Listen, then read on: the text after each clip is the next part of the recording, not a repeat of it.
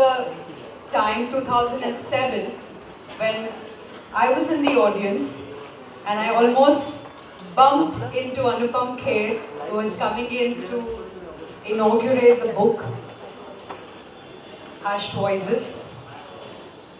That was 2007. We're very, very honored to have him here again today, 2016.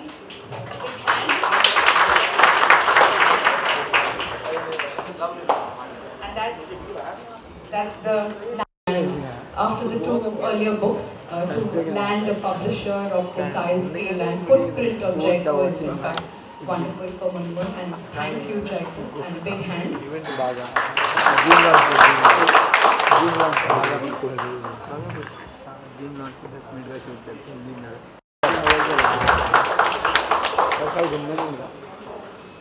I'm going to, what does one say to introduce this person who played as a 28-year-old Mr. Pradhan.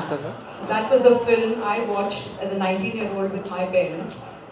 And I still think that possibly it made an impact on me to think that a 28-year-old could play with such authenticity and with such sensitivity and, you know, just depict that old man and the steps of Asiatic society. I mean, I'm 19-year-old and I don't watch too much cinema, but that made a mark.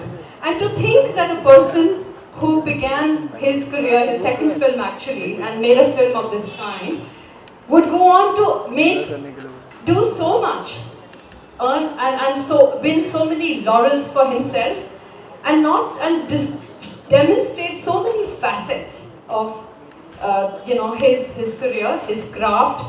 And I think the biggest of all is that he has, in the last 15 years of having an actor, a school for actors, has been personally involved in training, mentoring, teaching the craft to young people, and I think that's fabulous.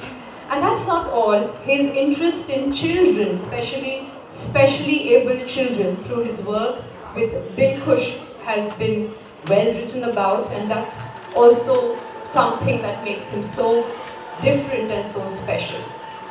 And to think that the person, for me personally, who played Mr. Pradhan, would go on to earn 5 Filmfare Awards for comedy. I mean,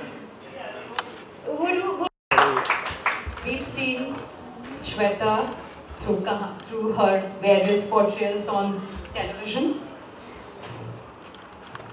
She's known for her roles in Kahani Ghar Kar Ki, Kusum, Adalat. And when I was Googling her, you know, and we're all actually smarter than we think, because we know we can just, at the click of a button, know what it is that's published about people. But I'll tell you, Shweta, what connected are 3 things. One, of course, is her passion for interior design and her beautiful, beautiful home that she keeps with Manav. Yes.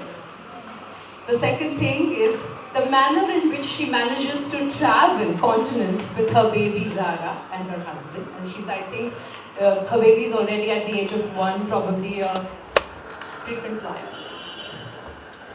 And the other thing which I think Munmun and I both connected on with Shweta was that she has an intensely spiritual side to her. And she is, you know, she practices, she meditates, she prays, and there's that part of her that's utterly, utterly beautiful and charming. Thank you so much for being here. So with that, I'm going to have Munmun first talk about the book. And Munmun, how did you go about, you know, writing this book? Hello. Thank Deepa so much for this introduction. Before I speak about the book, I'd like to thank all my friends for taking their time out on this sweet day and attending this launch. Thanks so much to Shweta for agreeing to do a reading so spontaneously. And finally, of course, thanks to Anupam for doing this launch for me. Okay, Anupam and I go back, as I said, a long way back. I think I'm going for the last 20 years. And I've interviewed him quite a few times in the past. And he's one of our most well-read actors and has a really strong love for literature. I remember years back when I would meet him on the sets of some films, he would sometimes recount Anton Chekhov's stories to me. So that's Anupam. And when I published my first book, Hush Voices, I took it and just to show it to him, that's it. And Anupam finally come out with the book. He took it in his hand and he just said, Munmun, I'm going to write this book. That's it. I think that really boosted my morale, and that was 9 years back, and I'm glad that while a lot has changed in life in these 9 years, his support has not changed, and so we are here, and thanks Anupam for that. To speak about Thicker Than Blood and my journey as a writer, the question is why write at all, first and foremost.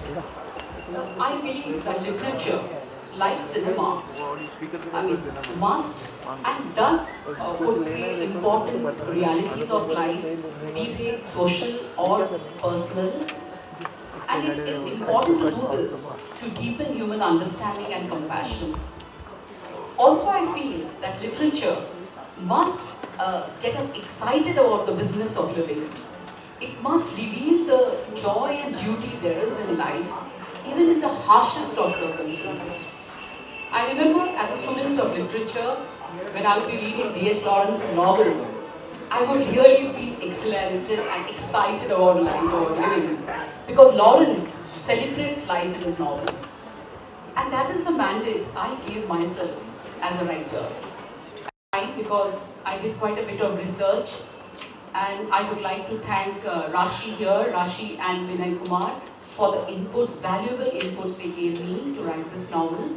And also I would like to thank Maina Shetty of the adoption agency BSSK. I think the full form is Bharatiya Samaj Sevak Kendra in Pune, which I had visited and which from where I got valuable input. And don't know her very well.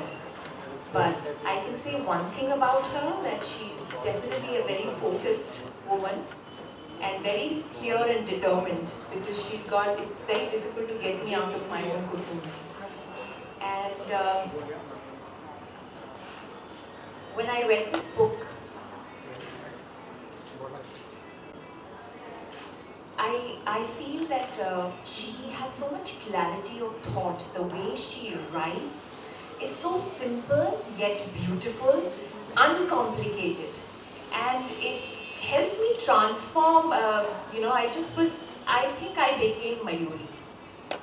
So thank you for giving me this opportunity to do a book reading, because this is the first time I'm reading a book in public, and that too aloud.